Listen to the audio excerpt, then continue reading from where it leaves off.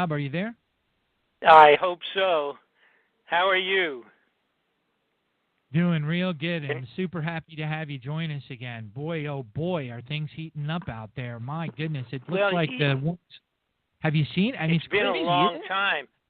Yeah, it really Yeah. has. I have not been doing a lot of interviews for quite a while, and there's a reason for it. As a matter of fact, um, I've been working on an extraordinary um, a new report, and it started out simple, and then it got complex, and it has turned into the biggest project I've ever done, actually, and I've done more things than 10 people in a school bus. It's this has turned out into to being an extraordinary program that I've been working on. It's a new DVD expose. Hopefully, within hopefully 30 days, I will have this completed. And I believe it or not, I have actually worked on this for 2 years. Wow. And I'm talking about most people are not in a position, not necessarily that I like being in that position, but I'm in a position where if I say I've been working on something, it means literally that I have been doing it it was my only job in the world, and I've been doing it for 6 days a week for 2 years. And that's how unbelievably complex and et cetera. And I'm not going to get into.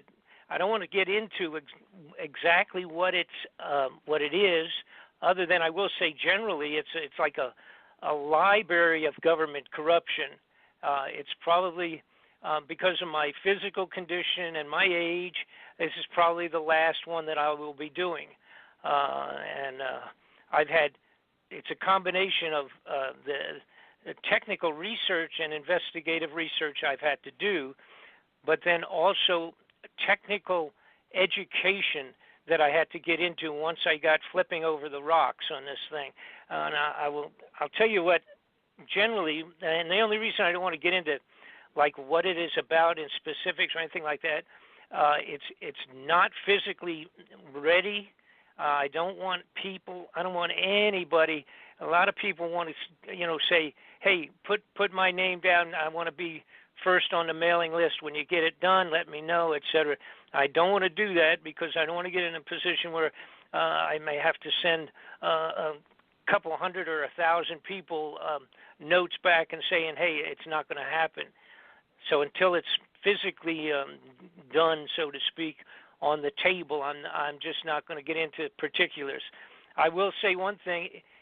It will be historic, literally. It is that amazing. It will be a historic expose.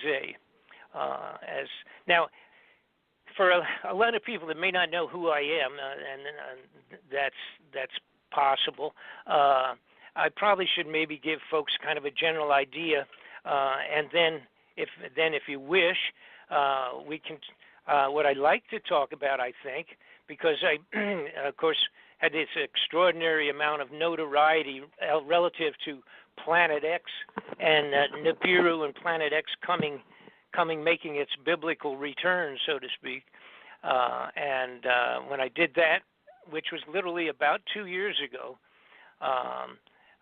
in that I had put several things that I hate to use the term, but actually were predictions, or maybe a better way would be scientific calculations of what we should expect. When I put that out, I said in the next few years that we're going to have the following things will happen. And when I started my new project that I was just referring to, it was actually started out very simple as a follow-up to what I had done and a follow-up showing the things that have actually taken place that I did, in fact, predict or calculate would happen. And that's been a tremendous amount of amazing things. And a lot of people probably don't realize it or had maybe even not, have missed the fact that things have happened that are directly related to the potential incoming of Nibiru or a similar external galactic problem, and an awful lot has happened, and that's what we can kind of talk about. But for the people that don't know, I don't normally do things of that nature. You know, the Planet X has always been kind of like a mystical kind of a thing. You know, was it real? Was it not?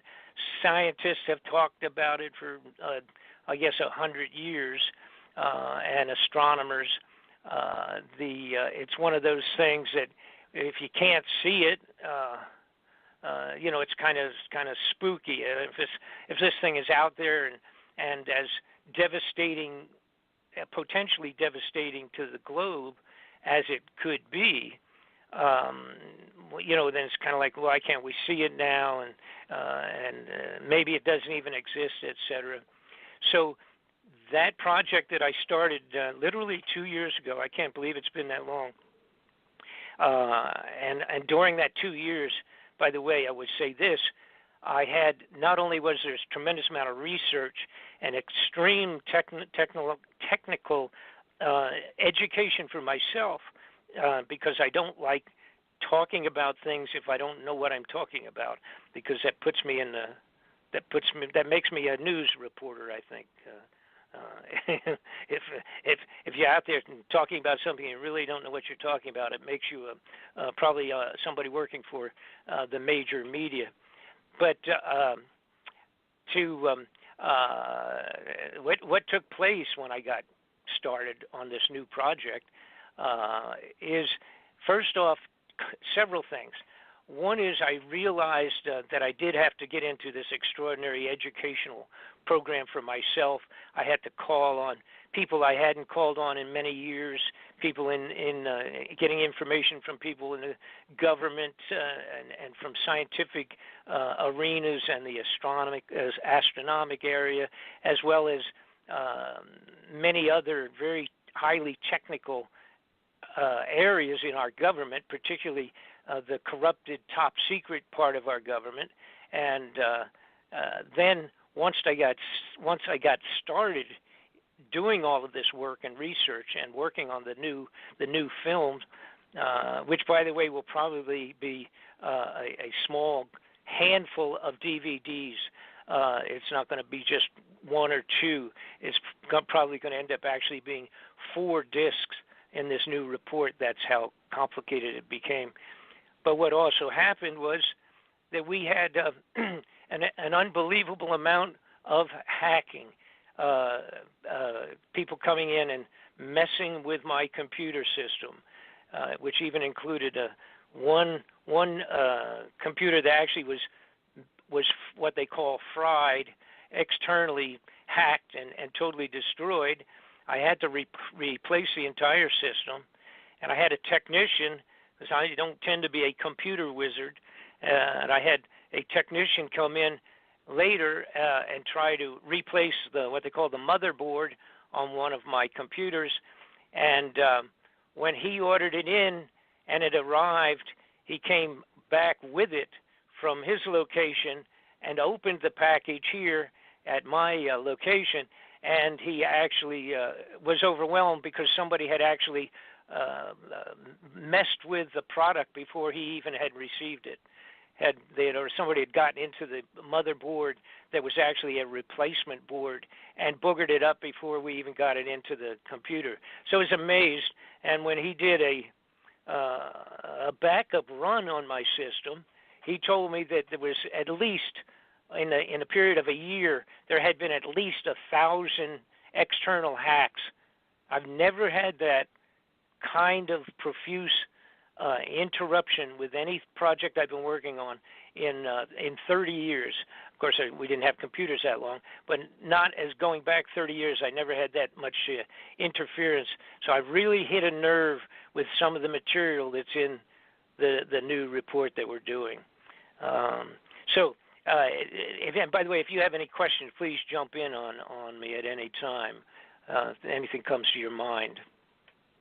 Oh yeah, amen. No, go ahead. Yeah. I don't want to interrupt you, but okay, if something does. Anyhow, that was again, this project became so complex like I said, with the information I had to get, and what I have included in it is so sensitive that I really wanted to make sure it was right, and that was a big part of the time involved. I get up and start in the morning and close down in the evening, working on these projects back to back. And so if I say I've been spending that much time, it literally has been that much time.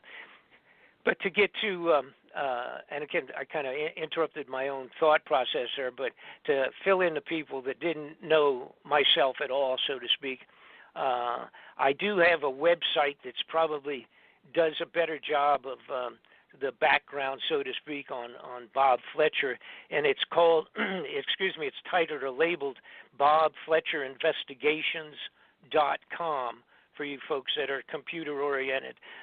So it's BobFletcherInvestigations.com. You can go on there, and now you kind of get a complete, good, thorough sort of a background on who I am. But I have been chasing corrupted government for literally 30 years at this point. I've been a federal witness over the period of that time. It's included testimony before the United States Senate Intelligence Committee. It includes working behind the scenes as an investigator, assisting over the years a few what I would call honest or at least attempting to be honest congressmen and senators with major investigations that included illegal guns, drug smuggling, assassinations, murders, and things of that nature. I'm not talking about small level. I'm talking about working directly with congressional and Senate investigators and the Congress and senators. I had even been hired by Manuel Noriega's lawyers when they were doing his trial a few years back, the dictator that was arrested for the drugs and all of that when we invaded Noriega's country of Panama, actually, when they went in there, and it was there's a lot of bad stories in the back of that thing. But if you want to if you want to look at a scary, bothersome DVD expose done by other people than myself relative to that, if you look up a DVD film called The Panama Deception, and you will be shocked to find out that first off, the idea of invading Panama is kind of ludicrous anyhow, if you think about it. My thought on the humorous side was, I was envisioning small groups of militia people in Panama throwing pineapples at our soldiers as we came in with the U-2 bombers, or the new bombers, the stealth bombers, and bombed Panama and attacked them utilizing experimental weapons at that time. As a matter of fact, if you want to really get upset, in this program called Panama Deception, they clearly show where they literally were shooting citizens, private citizens, and of course the few small members of their military in Panama at that time. They were shooting these people with experimental ray guns and actually melting human beings in their own vehicles, private citizens. And this is stuff that, of course, you never see or hear about. But if you want to look that up, it's called Panama Deception. It's a very troubling DVD expose that was put together. It was very good.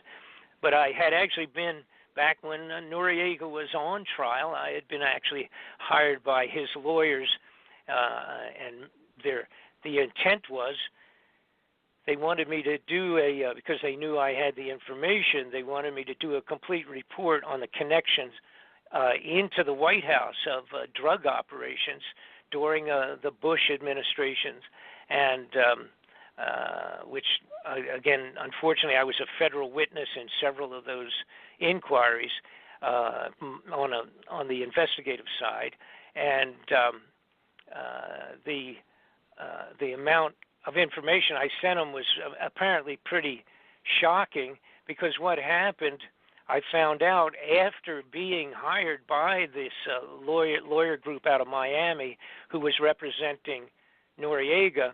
I found out that that entire group, it appears, was completely involved with the U.S. government in their prosecution of Noriega, behind Noriega's back.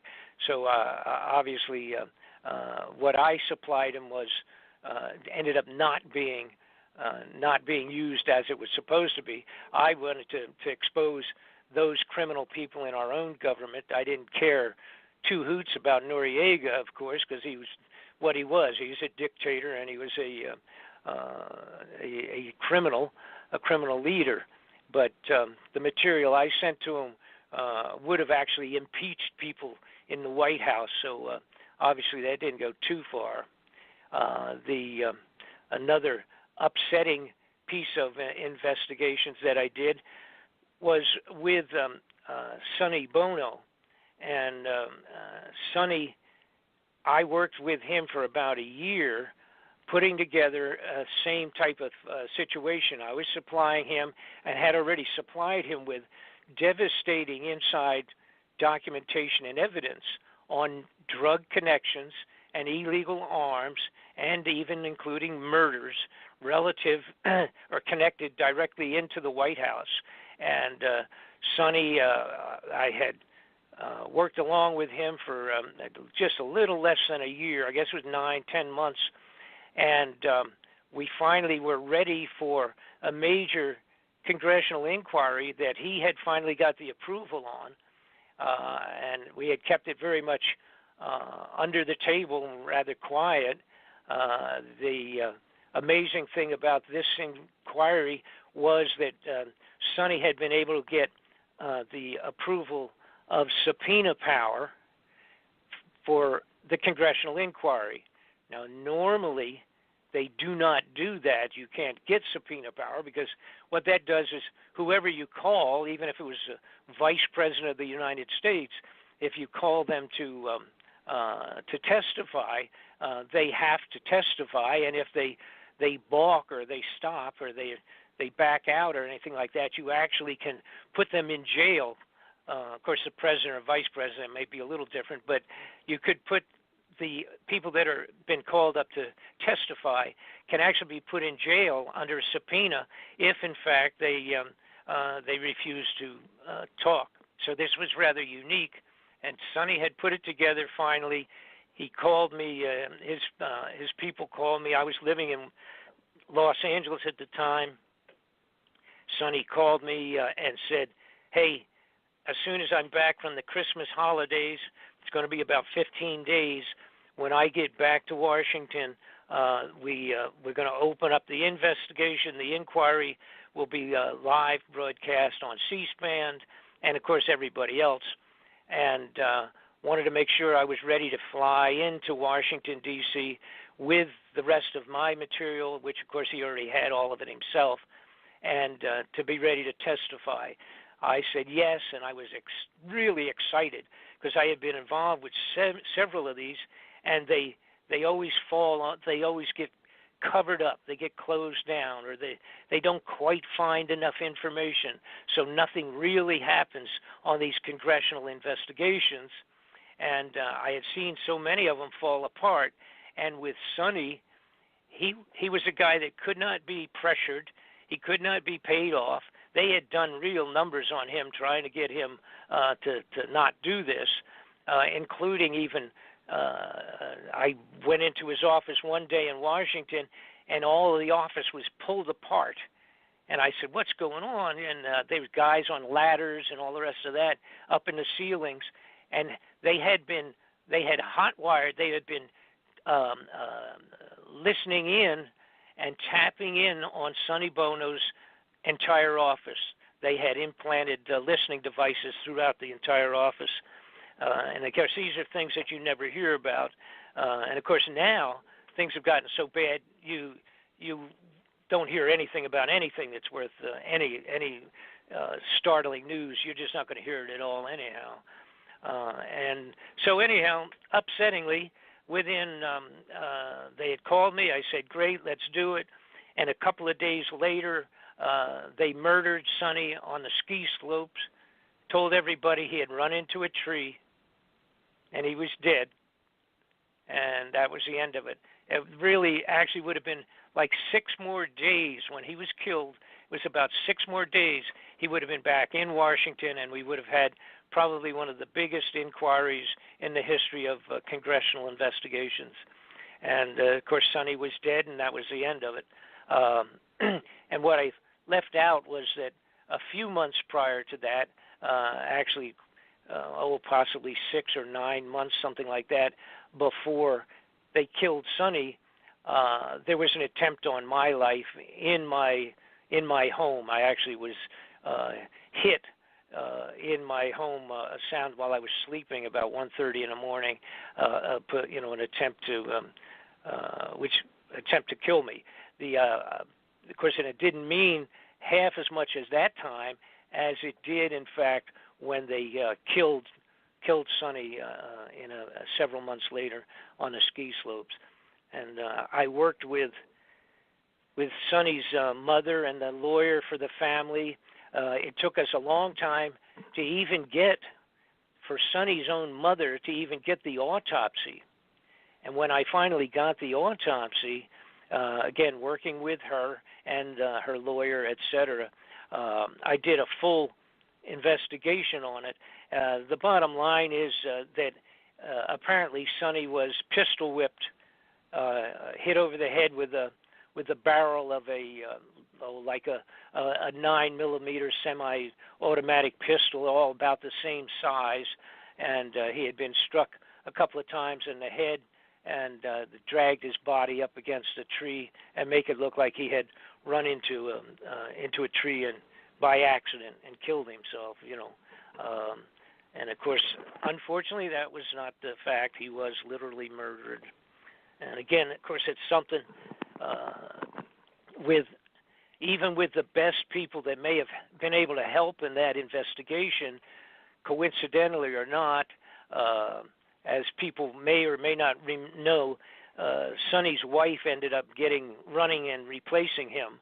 Sonny Bono's wife, who actually didn't have any congressional background at all, but she took over Sonny's offices, and unbeknownst to most people was that Sonny was about to have a divorce, and so any assistance she might have lent to me in the investigations would not have been beneficial to her. And so not to say that she was connected with anything, but she certainly was not helpful, and we unable to get any place. People just didn't want to open that can of worms, the idea that Sonny had been assassinated to stop this investigation. Whatever, it's something at the congressional and Senate inquiry level, they really try to avoid anything that's that outrageous. But anyhow, so much for that. And I utilize that only to explain to folks that my background has been, and I also was a candidate for the United States Congress in 1990, again, without any name recognition or without any multi-millions of dollars. Of course, it was strictly almost a vendetta type situation. I was running against Mr. Bill McCullum, who had been the congressional representative from the Orlando area where I had been living, and had also been involved with the Iran-Contra investigations in terms of actually recruiting mercenaries for that whole Iran-Contra business in his offices, and that was part of some of the federal information that I had given at the federal level when I got involved with being a federal witness. It was part of my own discovery. And so later on in 1990, that investigation was like 87, 89, that period of time, and that was with Oliver North, which people are familiar with and all that, with the drug smuggling and illegal arms and things of that sort.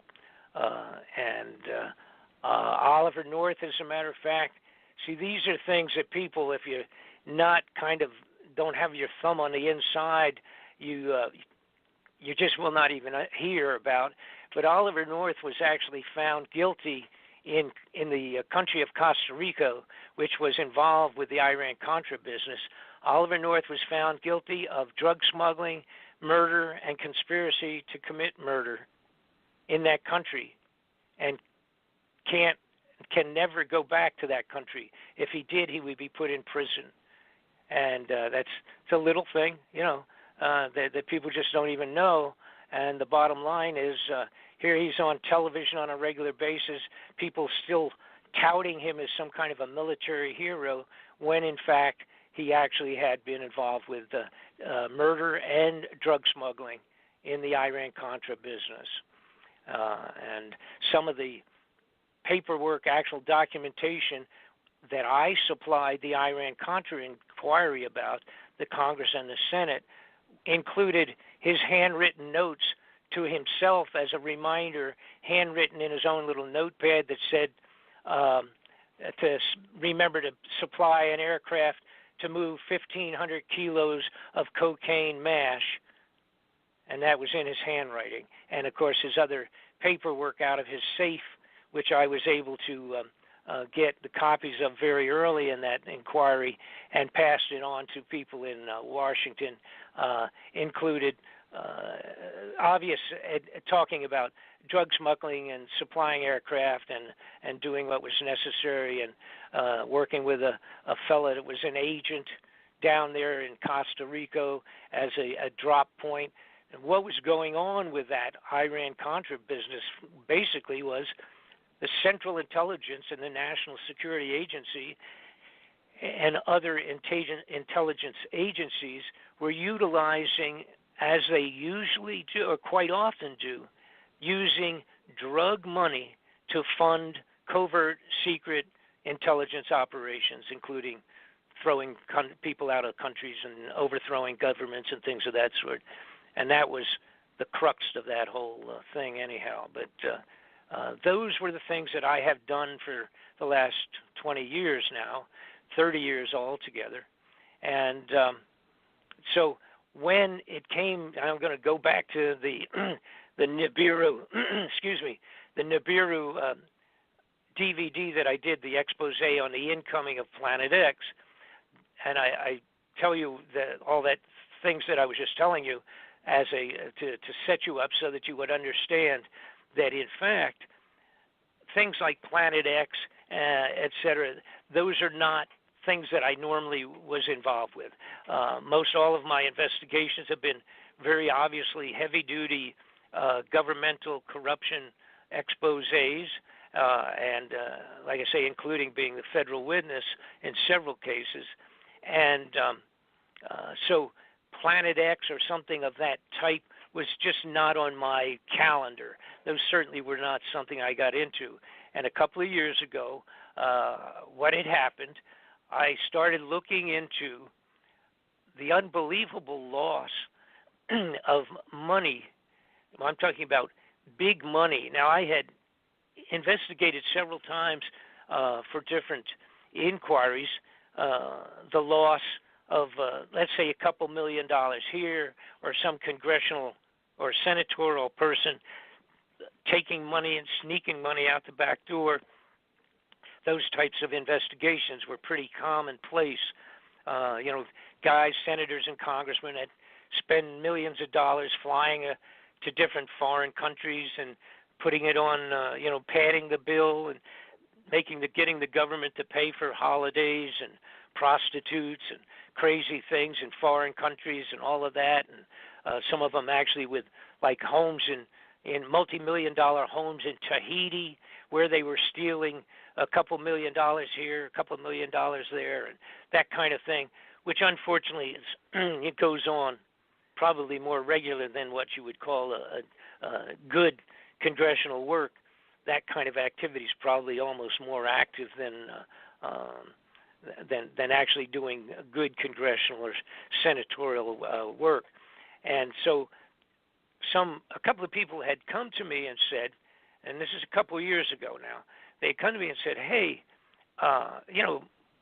look at all this money. Excuse me. I have a frog in my throat here. Let me take a drink, as a matter of fact, and see if I can drown it. Okay, hold on a second here.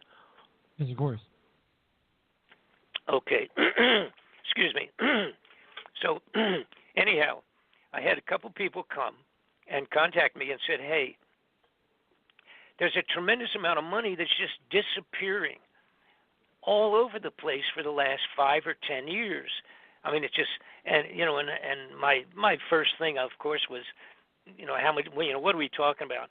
And a couple of guys said, we're talking like billions of dollars, not 150,000 being padded on somebody's vacation, but we're talking about millions of dollars. And then it got up to where it was billions of dollars that literally were vanishing out of government budgets. And then the one that really got under my skin was when Donald Rumsfeld, the Secretary of Defense, a few years back, sat down before, well, now it's a long time, which is why we're talking 15 years ago.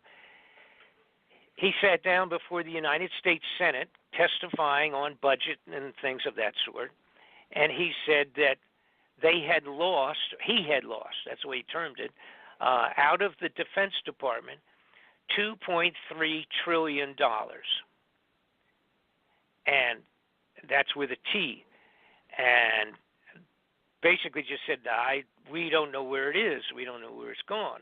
And around the same period of time, there was a lady that was testifying relative to the international banking and international funding, et cetera, overseas by the government. And she said there had been, I think it was $9 trillion. Again, this is with a T, that had vanished, and that her response to an inquiry was that she just didn't know for sure where it went. It went to some European banks, but she just wasn't sure where it went or what banks had gotten it. And when I saw this, now this is live testimony, it's on television, and I thought, holy mackerel, what are we talking about here? We're talking, and we're not talking about a couple $1 million, which to me, you and I and most of the listening audience, that would be a lot of money. And then it moved up to billions, and now we're talking trillions. And this is mind-boggling because, of course, a big part of the overview on corruption in Americans' government is what they call the New World Order. It's this intent of a small number of people in the world to ending up where they're controlling every single thing in America and other countries, and again, marking it the New World Order with the concept, artificially painting this as some kind of a wonderful thing. We'd be living one big, happy family around the globe and all of that, which, of course, on the out front, the basics of that is a socialistic, communistic kind of a concept, which doesn't work anyhow.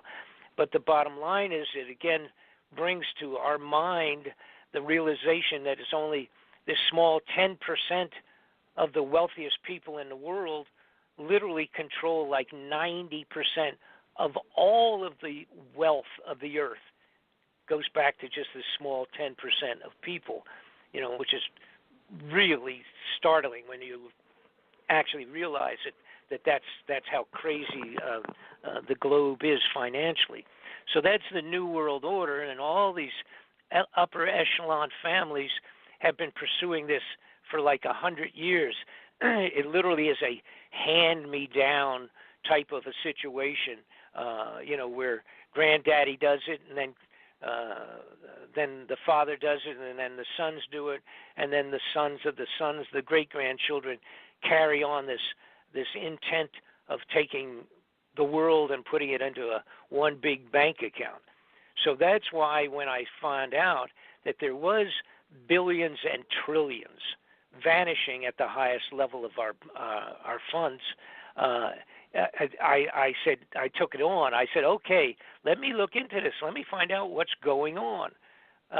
And here's the point. The big point is you see, you can't, if you're a thief, or you're a drug smuggler, you're a gun smuggler, you're a whatever at that highest level, you can't money launder $1 trillion.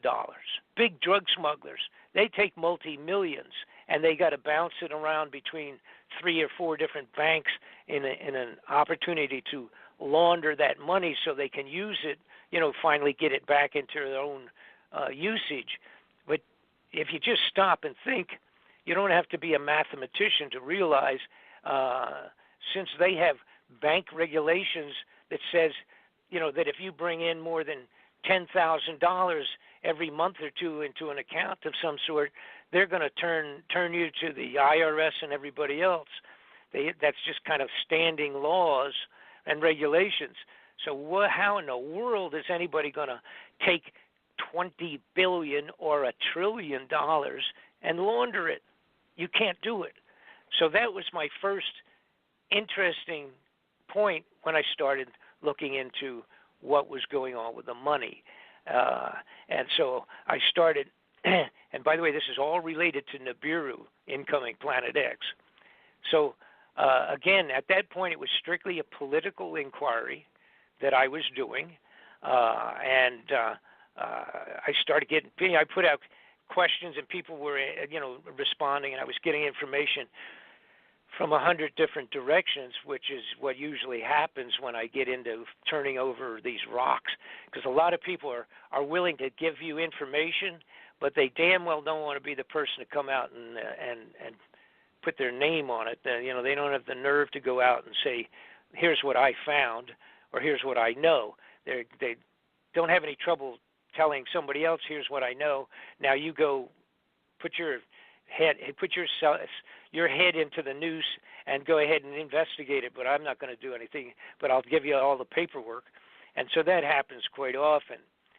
So several people came to me and started saying, hey, I think where the money's going is into the underground secret facilities, underground operations, these entire top secret hideouts in the United States. And I had known a little bit about that back many years ago, going back even to 1994. I had gotten several people had sent to me films, DVD. At that time, it was not DVDs, but it was actually videotapes. But videotapes of underground facilities where these truck drivers had orders to deliver huge truckloads of things into these underground facilities in many states around the country. And it's typically something that I scoffed at originally. I said, what are you talking about? The guy say, hey, I went into a location, I was supposed to deliver goods, and a trap door opened up behind a building, and I drove down into this underground facility, and I drove for 15 miles to deliver underground in these huge underground facilities. And again, now this is like 94, that period of time, and I was so busy doing other things at that time that I didn't get seriously into it. But that was my first heads up on the underground operations. So then when I looked into to try to get the realization of this thing, I got unbelievable films and locations and documentation and all the rest of that. And the bottom line was, I discovered that we had been building them for several years, but in the last 20 years, 15 years, they had expended gigantic amount of money, and we had 103 underground facilities in the United States of America. And and they were top secret. I mean, you just couldn't get into them. I mean, if you got into them, if you had a requisition and were delivering freeze-dried foods, the storage of freeze-dried foods, which was by the way, millions of tons of this stuff being brought into these underground facilities, and they were being put in a few years ago on an emergency situation where the FEMA had actually requested the manufacturers of the freeze-dried foods, emergency rescue foods, FEMA put out a request and wanted to know how many tons and how quickly they could supply for the United States government all of this underground, filling up these underground facilities with these foodstuffs, survival foods. So we got all of that, and I opened my inquiry going out beyond the United States, and I found that around the globe, every major country, including Russia and China, and of course the European nations, had been doing the same thing, and they had been building underground facilities that were entire cities, if you will, underground, and they were being done. Russians had built one location that, off the top of my head, if I remember right, the biggest one could hold 50,000 people underground in the mountainside down underground in Russia. China had one that was large, but the Russians had put out a mandate that they had about 5-year window to have, I think it was 5,000 underground facilities of smaller sizes, not all gigantic, like big enough to be a city, but 5,000 of these completed underground facilities, hideouts, I call them, is what they actually are for the elite. So the next obvious question is, because the idea 10, 20 years ago, the idea of actually having a nuclear event between the nations. And right now we got that crazy North Korean guy, so that's a very real possibility, probably more so real than it had been in 50 years in the United States, just because he's a loose cannon. He's seriously mentally ill, which is inherited from his granddad down to his father. It's been a hand-me-down dictatorship there in North Korea, and he's crazy. That sucker will end up doing something unless we end up stopping him ahead of time. But to get back to it, the idea of a nuclear conflict between any of the major nations, China, Russia, or America, it had been diminished to a very, very small, realistic concern. That didn't amount to much. So the question was, why in the world were the major nations of the world drilling and cutting down inside mountains and building entire self-sustaining cities underground? And so that was the big question.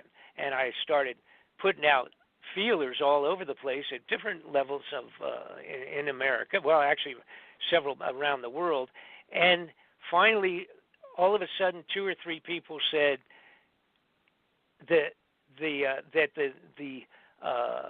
this Planet X, Nibiru, has been finally confirmed sufficiently to the government heads of the world of the likelihood of its return, come passing close enough to Earth to cause Noah's floods over again.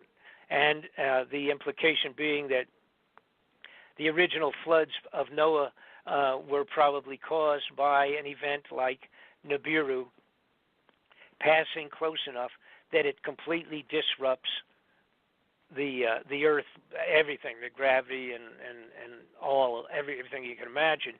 And I'll get into that a little bit. But so that was the answer. All of a sudden, the light came on. Okay, so here's all of this money being stolen, disappearing from the budget. And, of course, some of it they can label as covert black operations money, which technically is, see, that's funny. When they get the approval on this stuff with the Senate and the Congress for covert operations of any sort, and the budgeting for it, let's say working on a new weapon or things of that sort, when that happens, the Senate and the Congress, they do not know what the money's really for. They call it Operation Aurora or whatever, Operation Hidden Planet or Operation Unknown or something like that. And they love doing all that childish stuff on titles, as a matter of fact. They never quite grew up out of that science fiction kind of concept. But they really don't know. If you sat down with a senator or congressman, there's these little levels of secrecy. Most of the senators and congressmen are not cleared for top secret or secret. And again, I was a candidate for Congress, and I completely have a handle on that. And as a matter of fact, there are even levels of secrecy in the government that are called institutional classifications that are not shared with the President of the United States. And there's a reason for it, and it's only under an absolute quote-unquote need to know for even the President. Because if you'll follow what I'm about to say and you'll understand why that has to be, the presidents basically, they come in for 4 years, or they come in for 8 years, if they're able to con the people to thinking they need them another 4 years. But they're only there for 4 years. So why would you have this project, let's say, even top secret, working on, let's say, a weapon of sorts for a period of 7 or 8, 10, 12 years, still being worked on, and put it into the hands of some fella that's going to pass through the White House for 4 years? So they actually have institutional top secret, above top secret, that even the President of the United States is not been read in. They don't know it. So I just mention that as a kind of a surprising point, but it's very logical, and that goes on all the time. So in terms of funding, the top secret funding, it gets approved. They see a title, a small number of senators or congressmen on the higher levels of the intelligence committees. They know, or let me put it this way, they think they know what the funds are used for, but the reality is it's very difficult to track them. And so they can shuffle money from one operation to another. They can alter the books, steal money, and put it in places that Senate and Congress just don't know where it even is. And I know I personally had come across secret and top secret information. I can remember going into, back in the 90s, going into the office of the chief legal counsel for the House Foreign Affairs Committee and handing him papers, 75 pages of documents. I thought he was going to fall off his chair, and it was relative to a very specific special inquiry. And he told me, he said, his reaction was, "Oh my God, where did you get this?" And I've never even seen this. I had known nothing about this. And then when he went over it, later he told me they're going to use this in the investigation that it was referencing. And he said, but they will all be classified secret, and they will be printed on blank white pages when the final report comes out. All of your material will be classified. And I was just some little guy, so to speak, a little investigator way out in the Never Land, and came into the Capitol building with that stuff in my briefcase. So anyhow, when I find out that a senator or a congressman doesn't know something, it does not surprise me that much, particularly now that I've done it for so many years. But so let me get back to my journey through the discovery of the Planet X, Nibiru. So once I realized that the likelihood of 103 top secret underground facilities that are so extraordinary that they are like luxury cities underground in the United States. They are interconnected with railways, the maglev railroad operations that travel 400 miles an hour like a subway, but they're all magnetically supported and driven electronically, and they connected. Several of the 103 operations are connected from state to state by these railways. Additionally, they are connected by driveways, roads, if you will, that are suitable for 18-wheel trucks that can come into Texas and go all the way into Louisiana underground on roadways.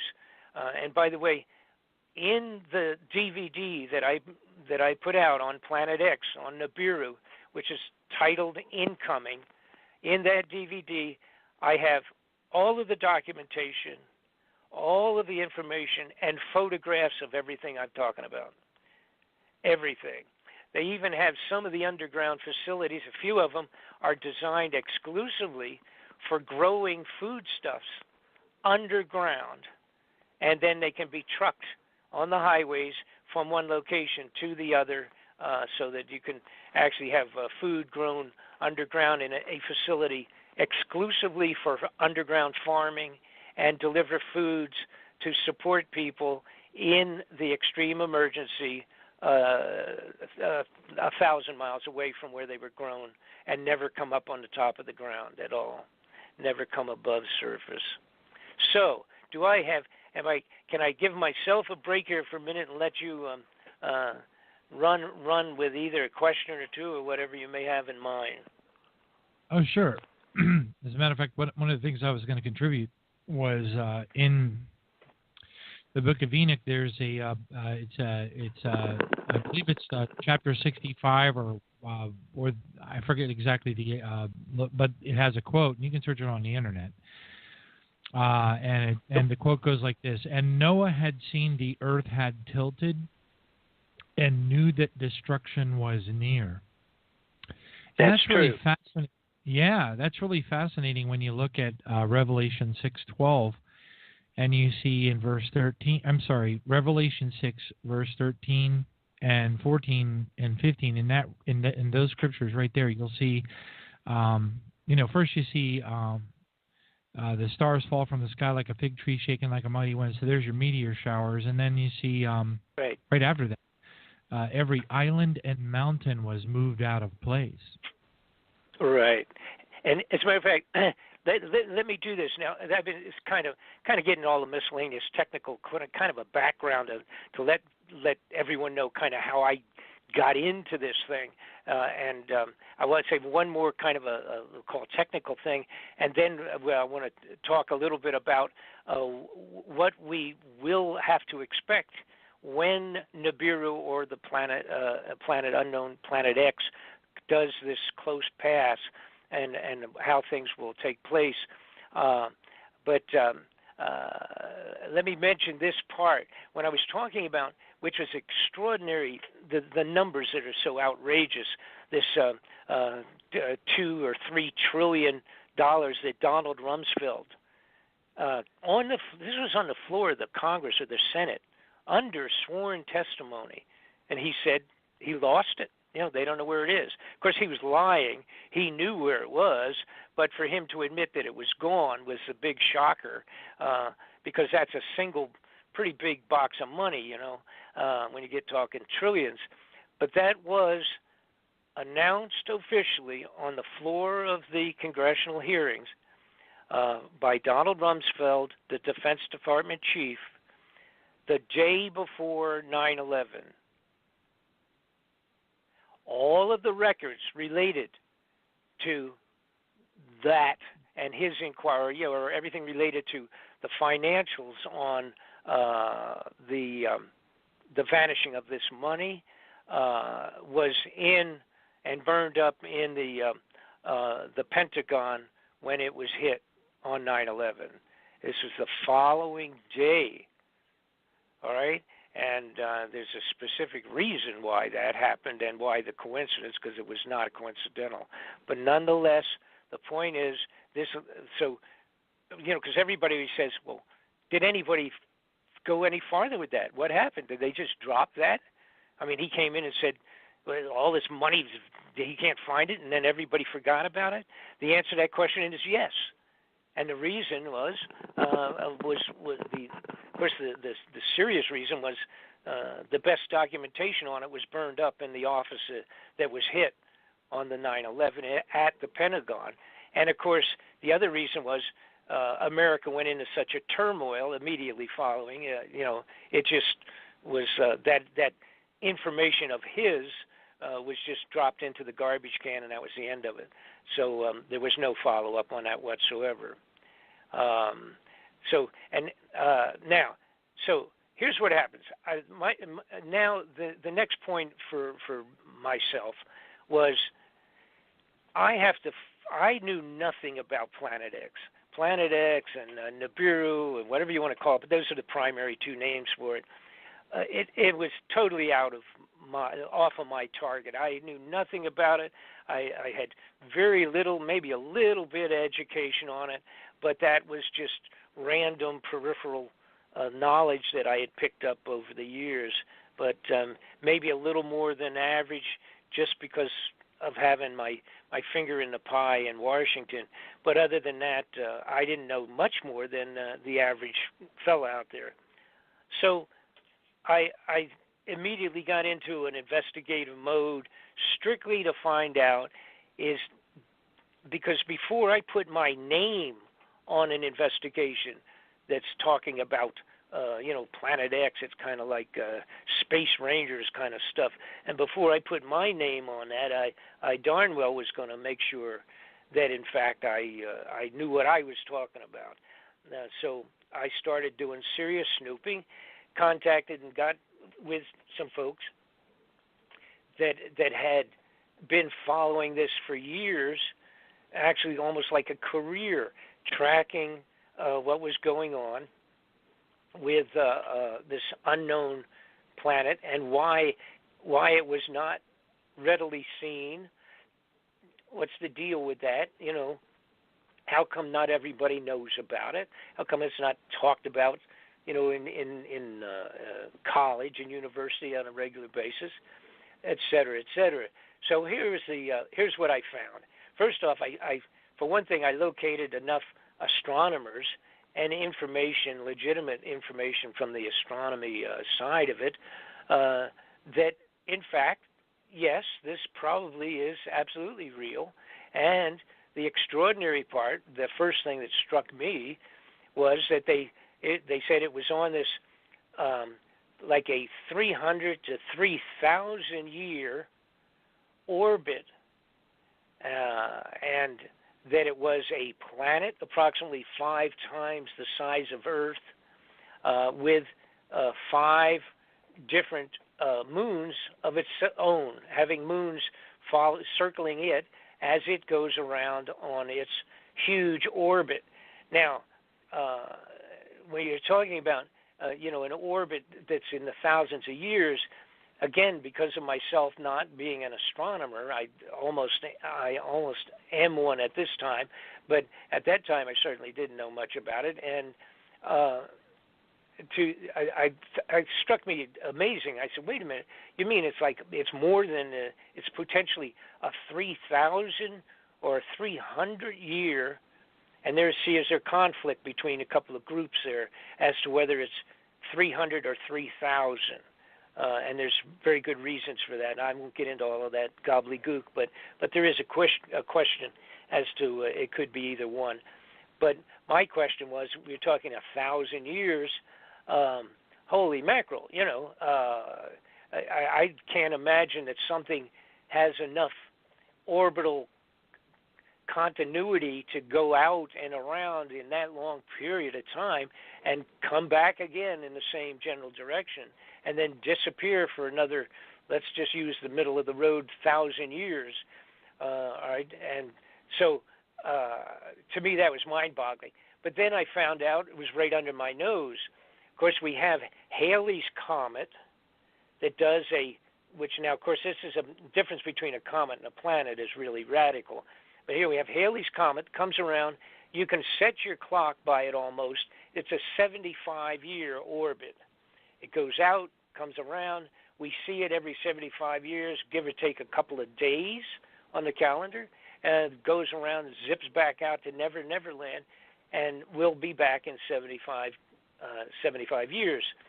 So then I realized that we only a few years ago had discovered a particular orbiting, I'll call it a comet. That's what they refer to it as. Another comet that was 4,200 years, and we didn't even know about it, and then all of a sudden it showed up. They did the mathematics on it, and the son of a gun, yes, they said this is going to be coming back again and coming around in 4,200 years. So automatically I said, oh, okay, so that's that kind of a potential long orbital configuration on the planet X is not some stupid random science fiction thing. That's a reality. So, all right, so now what we have is this planet the size, 5 times the size of Earth. Why can't we see it, and where would it be? So then I got put that information, that request out to people that know and have it as part of their career. And the bottom line is it is, in fact, an infrared planet, and which, by the way, in the last few years, we have discovered thousands of infrared planets and physical bodies out there, all right? Because now with every year, over the last 10 years, with the new telescopes we have and what have you, that we now can see these things and locate them much more specifically than we used to be able to do. So we have an infrared, non-visible planet that will not be visible until it is seen in the sky, and it will appear as a star, because it will, for the first time in 1,000 or 3,000 years, it will be for the first time reflecting our sun. And so there it will be seen when it arrives. It will be seen as a star, and then it will get progressively bigger from the time we see it as a star, and it starts to get, all the astronomers now, every amateur and professional, everybody and their mother's going to see that thing once it starts coming in close enough, and it will get bigger and bigger and bigger. It will probably be seen. And the reason this figures now that I'm talking about comes from previous writings and visitations or sightings of this visitation of Planet X or Nibiru over the last 1,000 years that has been documented several times by certain cultures and societies. Some of it included paintings on walls of caves that represents it. Some of it includes, there's a whole variety of other things, but some of it is biblical, like you were referring to, out of our own Christian Bible, and some of it's in the Buddhist monks on the Himalayan, the top of the Himalayan mountains, where they tracked it. The Chinese emperor, back several hundred years ago, his astronomers tracked it. So it's been here several times.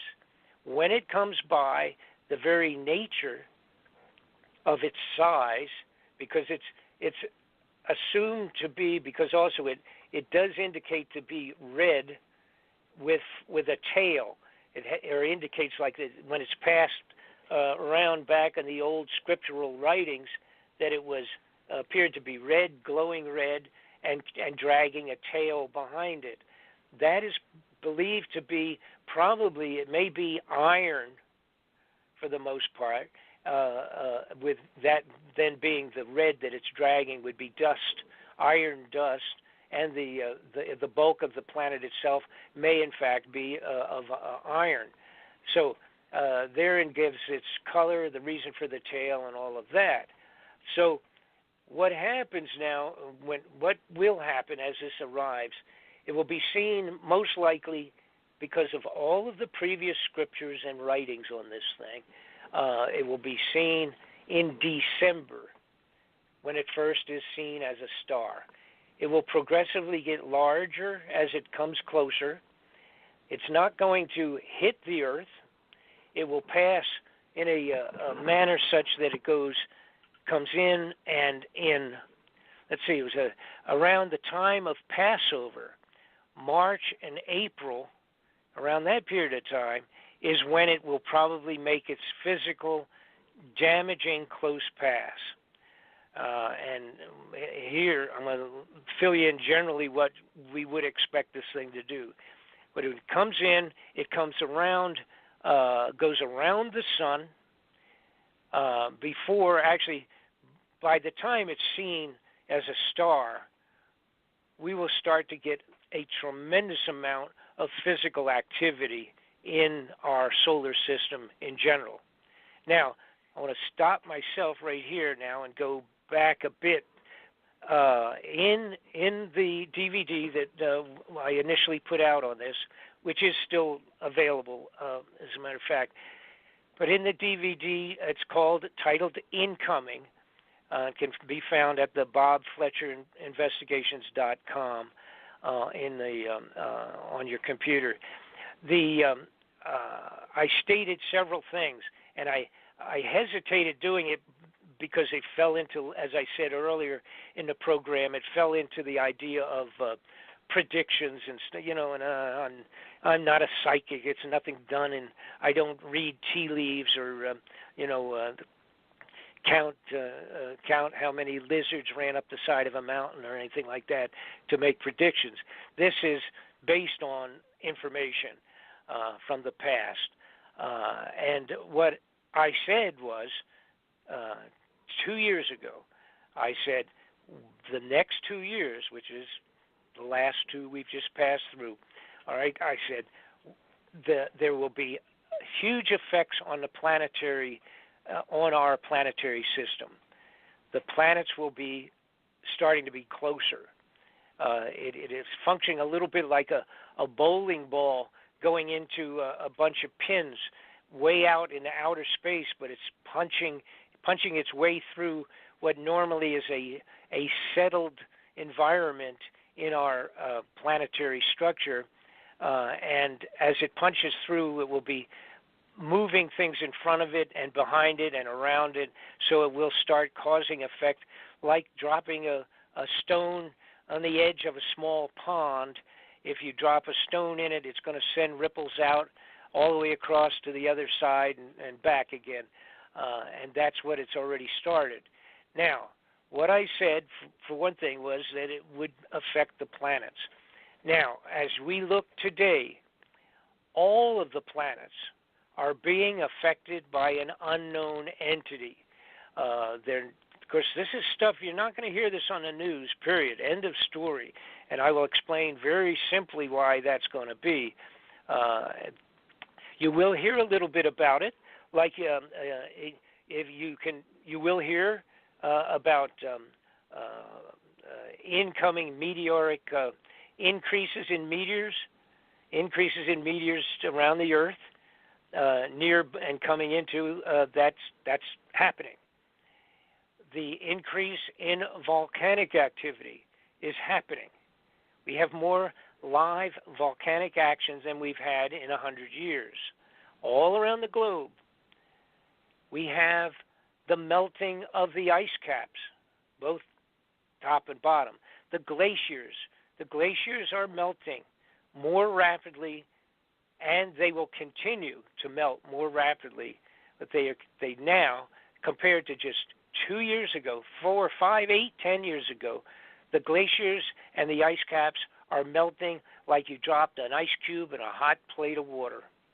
That's how bad it is, folks. And I'll tell you how realistically bad it is. Miami, Florida, That's a long ways from either the South or the North Pole. But Miami, Florida, 2 years ago, were forced to put in I don't know what it was, I'm thinking it was $40 million in pumps in the Miami Beach area, because on the regular high tide, every time they had a high tide starting a couple of years ago, it flooded 3, 4, 5 blocks into Miami Beach with normal high tides. That, folks, literally is from the increase of the water coming from the melting of the north and south and the glaciers. That's how much water is being introduced. It's affecting, and the state of Florida has had to spend multi-millions of dollars in putting pumps to automatically control the water on the regular high tides in Miami Beach. And that's, again, everything I say, you can look it up. You look it up, find out, if what the meteor showers, the numbers of meteor storms and things of that, how many there are, look it up. Volcanic activity, look it up. 40, 50, 60 volcanoes are now actively blowing up every 30 or 60 days. The changes in the weather, this extraordinary weather that we have watched now for the last 2 years, which includes freezing when it's not supposed to, floods. Last week, people are dying with huge floods in the middle of the United States. All right? So all of these things are happening, and I'm telling you now, like with the glaciers melting and the ice caps melting, and I'll also explain to you why, what I'm going to say, and then I'll explain why it's going to happen. The weather that we are used to, the normal weather in the globe, not just the United States, but around the globe, will never be the same again for 1,000 years. It has started to change, and it's got nothing to do with too many smokestacks, or not because cows are passing gas. It's none of that goofy stuff they introduced telling us about climate this and climate that. There's no question that it's changing, but the point is it's being affected by an external planetary intruder, Planet X or Nibiru or whatever, and we will not in our lifetime or your children's lifetime ever see the weather get back to what we would call normal cycle of seasons. It's not going to happen. It's going to be mixed up for the rest of 3 generations, at least, if not worse. Now, here's what's going to happen. And by the way, and let me explain to you part of it. There's those of you that are scientifically oriented, you're going to know this. It's old stuff, but for the rest of my friends out there that just haven't studied this, you may not realize this. There are huge circular, actually it's more like a figure 8 in the, I want to just talk about the East Coast right now, but from the North Pole down in the middle of the eastern Atlantic Ocean, there is a figure 8 of the water currents going all the way from as far north as above Alaska, the North Pole area, down and circling in a huge underwater circle or a figure 8, goes down all the way down to the Miami area where it's warm water. All right? And what happens normally, you have a certain amount of salt content. The salinity of the water itself has a specific amount. So it doesn't change much. This figure 8 underneath in the middle of the ocean, going all the way from the northern part of the, like I said, almost Alaska down to, or in Alaska, that's the west coast, but from the northern part above Maine and all up there in Canada, coming all the way down and down as far as Miami and back up. This huge figure 8 under the water. That's what constitutes the seasonal changes and the growth of normal storms. So your hurricanes and your storms and your northeasters during the winter and the bad hurricanes during hurricane season in the warmer weather, warmer water, and all of that, that's pretty much on a regular schedule. But what's happening now with the melting of these glaciers, it is changing the percentage of salt, the solidity content, and that's going to completely booger up all of what we call the constant hurricane changes, the weather period of time when we're going to anticipate this storm or the northeasters and all of that. That's going to be all thrown in the trash. It's already happened because the solidity content is now being altered, and that's what's going on. And it's all part of that glacier melt. Look up on your computer, glacier melting. You put something in simple like for your search, just put in glacier melting more than usual, something like that. Just put a little question in, and it'll come up and it'll show you more things than you want to see. It's amazing, all right? And again, these are all things that I literally put in and told people to be aware of. This is what's going to happen as Nibiru or the Planet X comes closer. Now, next question people say, where is it going to come from? You know, where do we look for it? Well, and the problem is this. They don't know for sure.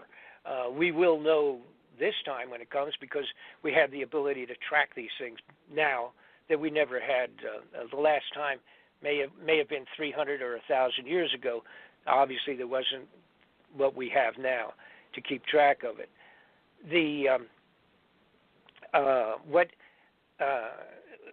What in terms of direction of where it may be coming from, if you put your arm out on the side of your from your body straight out to the right or the left, all right, and that would represent the plane of the ecliptic. That's the plane on which all of the planets circle and do their orbital thing around the sun, including the Earth and Venus planet, Pluto out the farthest, and et cetera, Mercury, and all of them, pretty much give or take a few million miles up and down if you have your arm straight out. Now, if you put your arm down about half to your body, half of the way down, that would represent about a 30 or a 60 degree, 45 degree inclination off of that. Now, the Planet X Nibiru may be coming in on a 30 to 45 degree angle on its own orbital direction. And so it would be coming from the basement up towards the ceiling of your home on that 30 degree angle. And so it would not necessarily be coming straight in at us from our planetary plane of the ecliptic. So it could be coming, and if you put your hand up from straight out and put it up, raise it up halfway on a 45 degree angle, you would, it has a possibility of be coming up, down from an upwards direction. So we really don't know where it's going to be coming from. I guess that's the bottom line with that. It could be coming on its own plane, and if so, then that's that.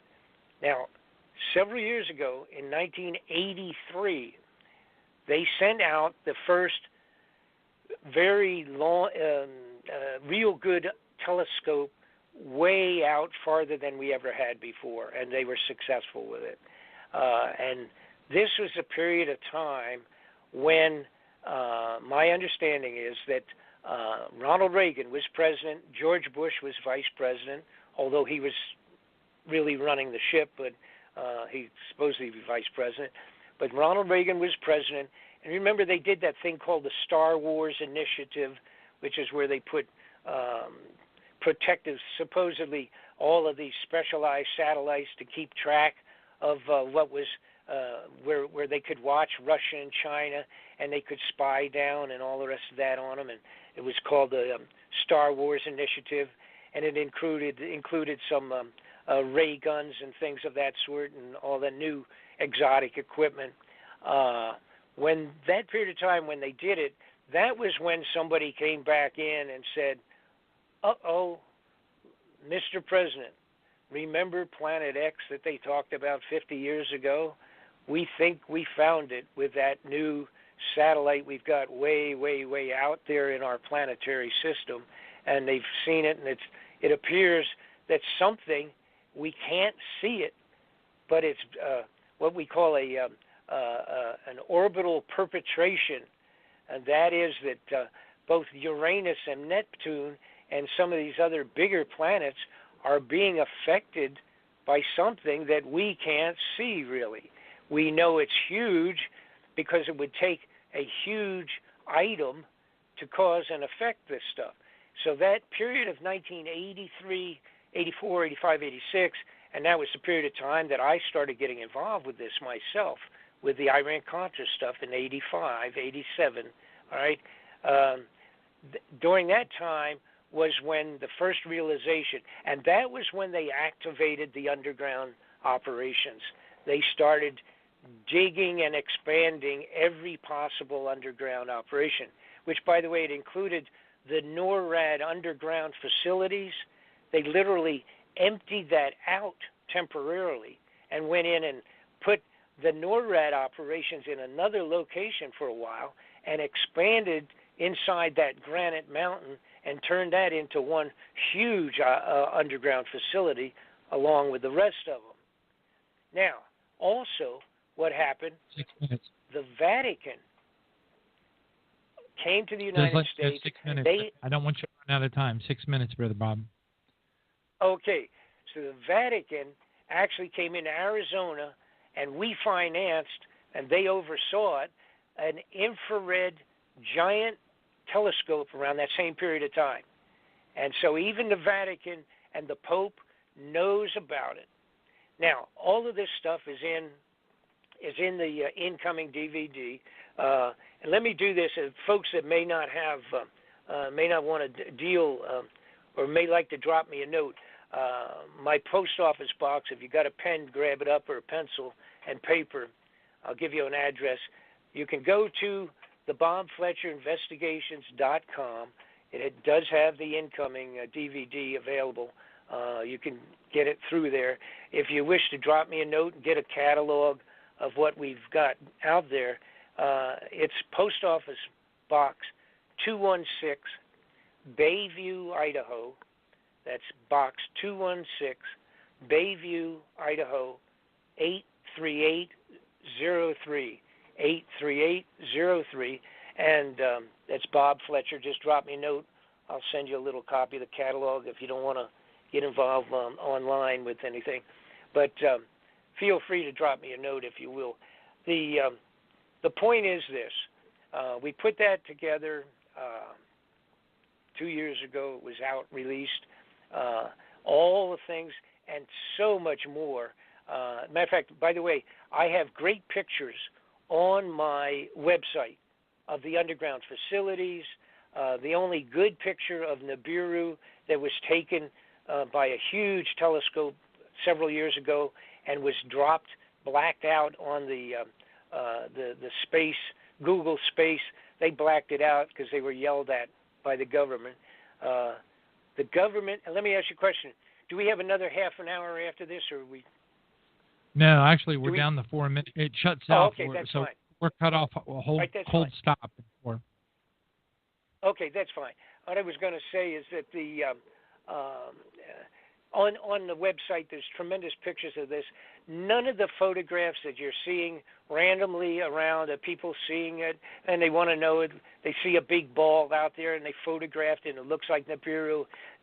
That's not it. That's not going to happen, folks. By the time it gets that close, we're going to be flying apart.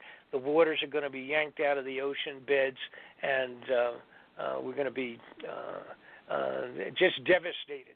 The tail of this thing is going to be unbelievable, and I'm sorry we've run out of time. I thought we were going to be on for another half an hour or so, but okay. Very good. That's all I can handle, I guess. Now, what do we got? 2 more minutes? Yeah. Again, it's BobFletcherInvestigations.com, right? Amen. Right.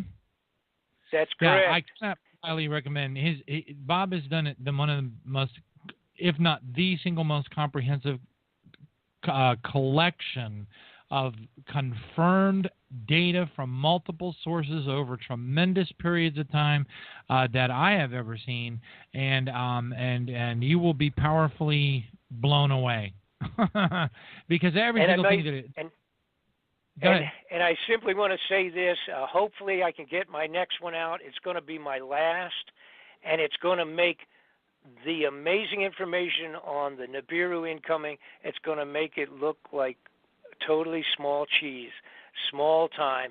When you see my new expose, and I can't talk about it any more than that.